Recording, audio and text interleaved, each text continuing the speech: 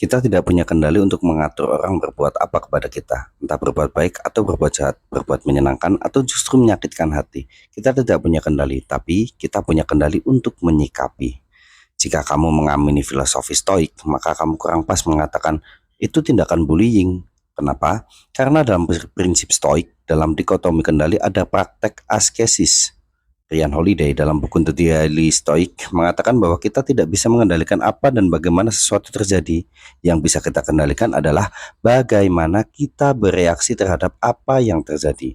Setelah kita paham dikotomi kendali diri kita, filosofi Stoik menjelaskan pula tentang prinsip premeditatio malorum. Maksudnya, kita harus mengkontemplasikan derita. Jadi kita menyiapkan diri terhadap hal buruk yang akan kita temui. Premeditatio malorum itu membuat sandraan hal sebaliknya atau hal buruk yang akan kita temui. Prinsip yang terakhir, yang ketiga, mohon maaf, adalah amor fati, yaitu penerimaan. Jadi kita menerima semua takdir yang terjadi pada diri kita. Jadi stop bilang bullying, perundungan, ancaman pada diri kita. Kita punya kendali untuk menyikapi perilaku tersebut. Stop mengatakan itu.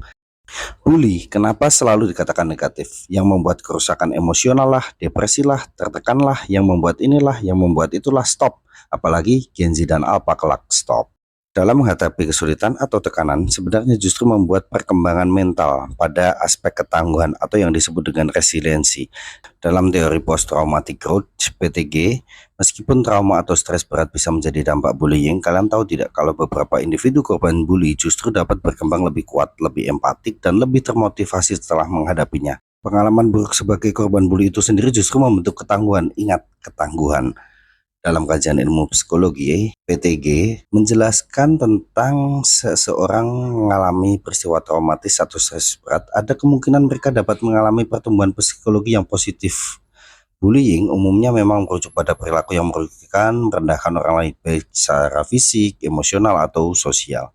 Dalam konteks ini, manfaat bullying dapat dianggap sebagai konsep yang sangat tidak konstruktif, tapi ingat, jika dilihat dari sudut pandang tertentu, beberapa orang mungkin berpendapat bahwa bullying dapat menciptakan ketangguhan atau daya tahan yang kuat pada individu yang terlibat, terutama pada korban, yang pada akhirnya berhasil menghadapi kesulitan dan beradaptasi dengan situasi yang penuh tantangan tersebut. Meskipun demikian, hal ini tidak membenarkan atau mendukung perilaku bullying. Karena dampak bullying itu juga ada negatifnya bagi mental yang belum terisi pengetahuan yang terbuka. Manfaat positif dari bullying berdasarkan post-traumatic growth atau PTG, teori psikologi itu ada 5 area utama di mana individu bisa berkembang setelah mengalami trauma. Yang pertama adalah peningkatan apresiasi terhadap kehidupan.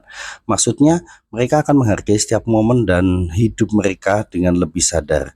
Yang kedua ada hubungan interpersonal yang lebih dalam, maksudnya mengembangkan hubungan yang lebih kuat dengan orang lain. Seringkali mereka merasa empati yang lebih besar terhadap penderita orang lain.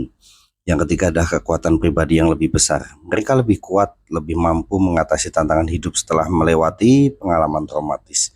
Yang keempat, perubahan filosofi hidup. Maksudnya, perubahan di sini adalah mengubah pandangan keyakinan tentang kehidupan, seringkali dengan mendapatkan perspektif baru tentang tujuan hidup atau spiritual. Kemudian area kelima adalah pencapaian baru.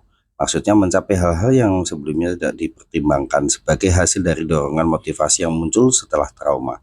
Saya beri contoh, misalkan seorang yang pernah dibully mungkin lebih empatik terhadap orang yang mengalami masalah serupa, merasa lebih berani untuk berbicara tentang ketidakadilan dan memperjuangkan hak-hak orang lain. Penyuluhan bullying harus dilakukan seimbang baik positif atau negatifnya supaya ada wawasan korban bully untuk bersikap. Apabila bisa melawan, maka melawan dengan mengatur siasat yang direncanakan. Jadi stop bilang bullying jika kamu adalah penganut filosofi stoik.